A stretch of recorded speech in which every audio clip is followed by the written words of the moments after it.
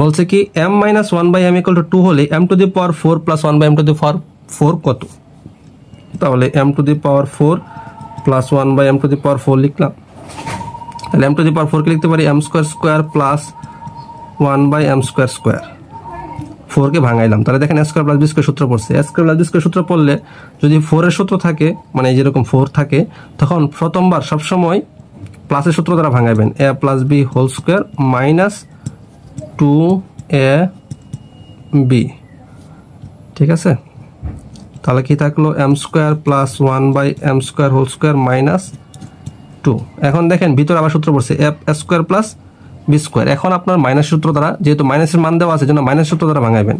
তাহলে a square plus b square মাইনাসের মান দ্বারা কি a মাইনাস b তার হোল স্কয়ার প্লাস 2ab, আর এই সম্পূর্ণটা হোল স্কয়ারটা দিয়ে দিলাম মাইনাস 2।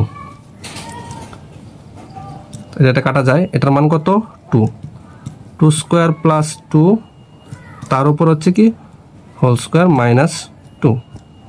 তাহলে 2 স্কয়ার কত 4 প্লাস 2 স্কয়ার মাইনাস 2, 4 আর 2 6, 6 স্কয়ার কত 36, 36 মাইনাস 2 ইকুয়াল টু হচ্ছে 34। এই হচ্ছে আনসার।